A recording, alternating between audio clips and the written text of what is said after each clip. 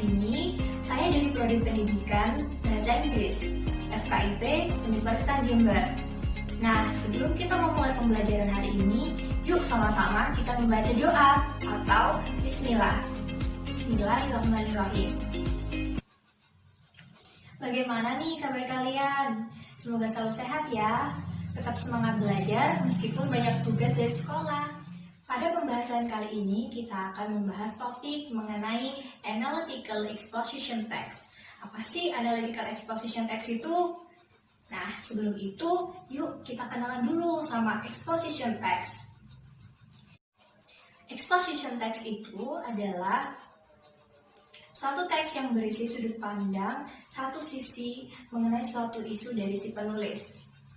Nah, kita bisa menemukan contoh-contoh exposition text dalam kehidupan kita sehari-hari. Contohnya pada suatu iklan, pada editorial majalah. Di analytical exposition text ini merupakan satu teks yang berisi tentang sudut pandang dari si penulis mengenai hal-hal yang ada di sekitarnya, baik itu benda, suatu tempat, atau suatu kejadian. Analytical ini termasuk dalam argumentatif teks ya. Kenapa? Karena teks ini merupakan suatu argumen atau pendapat terhadap sesuatu. Nah, sekarang saya ingin tahu ya, pendapat kalian mengenai isu ini. Jadi, bagaimana pendapat kalian? Setujukah kalian atau tidak setuju? Apapun jawaban dari kalian, itu semua benar ya, asalkan kalian punya alasan yang dapat mendukung. Selanjutnya, fungsi dari Analytical Exposition Text. Apa sih fungsinya? Jadi, apa sih fungsi dari Analytical Exposition Text itu? Fungsinya adalah to persuade the readers about the text that is really important to be attention to. Jadi, maksudnya bahwa teks yang kita atau penulis sajikan kepada para pembaca itu sangat penting untuk didiskusikan. Selanjutnya, struktur dari Analytical Exposition Text. Ada 3 ya, yang pertama thesis, yang kedua argument, dan yang ketiga reiteration. Nah, saya akan menjelaskan dari yang pertama. Yang pertama ada thesis ya. Thesis ini adalah bagian yang paling pertama, yakni bagian pembuka yang menjelaskan tentang sudut pandang dari si penulis terhadap suatu topik. Seperti contohnya bisa kalian pada screen dari sebelah kanan saya ya. Reading is really important activity in our life. Nah, jadi kita bisa menyimpulkan bahwa thesis atau sudut pandang dari suatu topik penulis adalah mengenai pentingnya membaca atau kegiatan membaca pada kehidupan kita. Ini pendapat atau kalimat-kalimat pendukung dari penulis terhadap thesis atau ide pokok yang sudah tertulis pada thesis tadi. Seperti contohnya bisa kalian lihat pada sebelah kanan saya, screen. Nah, sebelum saya menjelaskan mengenai contohnya, biasanya argumen itu terdiri dari 2 atau 3 pendapat. Semakin banyak pendapat, semakin pembaca akan percaya dengan teks yang disediakan. Contohnya, seperti yang kalian lihat pada screen di sebelah kanan saya, ada 2 ya.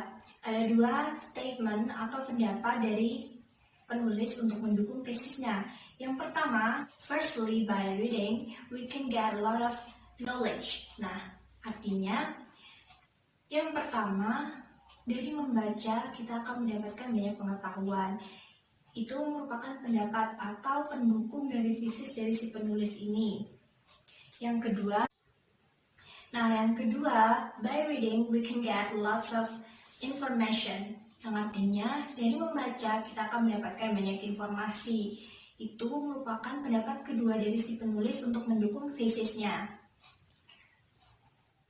Dan yang terakhir, reiteration, yakni penegasan kembali posisi dan pendapat penulis terhadap topiknya. Seperti contoh bisa kalian lihat pada screen sebelah kanan saya. From the text above, it is obvious that everyone needs to read to get knowledge and information, yang artinya bahwa setiap orang itu memang sebaiknya mau membaca karena dari membaca mereka bisa mendapatkan pengetahuan dan informasi. Dari situ dapat disimpulkan bahwa Reiteration ini telah menegaskan kembali tentang sudut pandang yang berada di tesis yang utama tadi, seperti itu. Reiteration ini selalu menjadi kalimat penutup ya. Jadi kata-kata untuk menutup suatu kalimatnya, selain seperti yang sudah diberi contoh from the text above, we can use also to conclude. In conclusion, I personally believe that, seperti itu. Selanjutnya, yakni mengenai language features atau kaidah bahasa yang ada pada analytical exposition text. Yang pertama ada simple present tense. Kenapa? Karena simple present tense digunakan untuk menceritakan kebiasaan atau suatu fakta. Dan analytical text merupakan teks yang menjelaskan atau menceritakan isu-isu yang benar-benar terjadi. Selanjutnya, analytical exposition text menggunakan mental processes atau kata kerja yang menunjukkan suatu pemikiran atau perasaan dari penulis. Misalnya, ada experience, know, and realize. Selanjutnya, analytical exposition text menggunakan internal conjunction atau kata penghubung yang menghubungkan antara argumen atau pendapat yang lebih dari dua klausa. Ada 3 macam internal conjunction. Yang pertama untuk menambahkan suatu ide, yang kedua untuk membandingkan suatu ide, dan yang terakhir hubungkan kata sebab akibat. Dan yang terakhir, analytical exposition text menggunakan listing words seperti contoh first, second, next, lastly, or finally. Sekian pembelajaran kita hari ini, semoga bermanfaat ya. Assalamualaikum warahmatullahi wabarakatuh.